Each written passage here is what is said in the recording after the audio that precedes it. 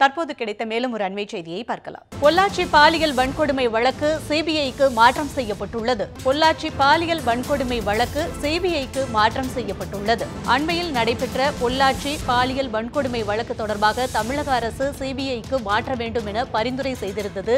தற்போது இந்த பொள்ளாச்சி பாலியல் வன்கொடுமை வழக்கு சிபிஐக்கு மாற்றம் செய்யப்பட்டுள்ளது.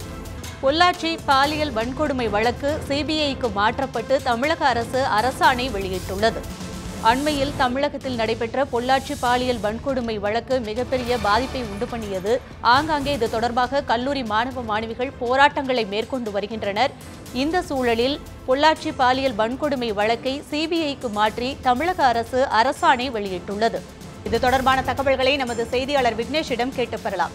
விக்னேஷ், பொள்ளாச்சி பாலியல் வன்கொடுமை வழக்கு சிபிஐக்கு மாற்றம் செய்யப்பட்டு தமிழக அரசு அரசாணை வெளியிட்டிருக்கிறது. இது குறித்த தகவல்களை பதிவு செய்யலாம். பொள்ளாச்சி பாலியல் சம்பவம் தொடர்பாக பல்வேறு போராட்டங்கள், பல்வேறு எதிர்ப்புகள் தொடர்ந்து நடைபெற்றுக் கொண்டிருக்கிறது. இருப்பினும் கூட தமிழக அரசு சார்பில் அதற்காக சிபிசிஐடிக்கு அந்த வழக்கை மாற்றி தற்போது விசாரணையும் நடைபெற்றுக் கொண்டிருக்கிறது. இந்த நிலையில் சிபிசிஐடி விசாரணை நடத்தி கொண்டிருக்கக்கூடிய இந்த நிலையில் இந்த வழக்கை, பொள்ளாச்சி பாலியல் கொடூர வழக்கை தற்போது சிபிஐக்கு மாற்றுவதற்கான அரசாணை வெளியிடப்பட்டிருக்கிறது.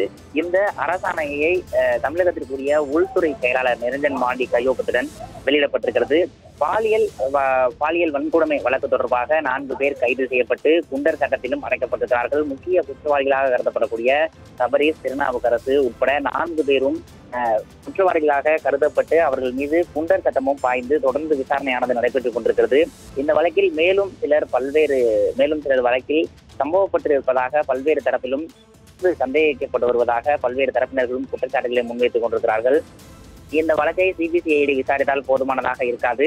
தமிழகத்தை சேர்ந்த முக்கிய விஐபிகள் இந்த வழக்கில் தொடர்பு இருக்கும் காரணத்தினால் மத்திய அரசினுடைய அமைப்பான சிபிஐ விசாரிக்க வேண்டும் என பல்வேறு தரப்பினர்களும் கோரிக்கை விடுத்து வந்தார்கள். கடந்த 2 தினங்களுக்கு முன்பாக கூட இந்த வழக்கை சிபிஐ விசாரணைக்கு மாற்ற தமிழக அரசு முடிவு செய்திருப்பதாக தகவல் வெளியானது. இந்த நிலையில் அதனை உறுதிப்படுத்தும் விதமாக அரசாணையை தமிழக அரசானது பிறப்பித்திருக்கிறது. பொள்ளாச்சி பாலியல் கொடூர சம்பவம் தொடர்பான வழக்கை சிபிஐக்கு மாற்றுவதற்கான அந்த அரசாணை சற்று நேரத்திற்கு முன்னதாக வெளியிடப்பட்டிருக்கிறது. இந்த அரசாணையை பொறுத்தவரையில் சிபிசிஐடி விசாரணை நடத்தி கொண்டிருக்கக்கூடிய இந்த நிலையில் இந்த அரசாணையானது சிபிஐக்கு மாற்றப்பட்டிருப்பதாக உள்துறை செயலாளர் நிரஞ்சன் மாடி இந்த அரசாணையை வெளியிட்டிருக்கிறார்.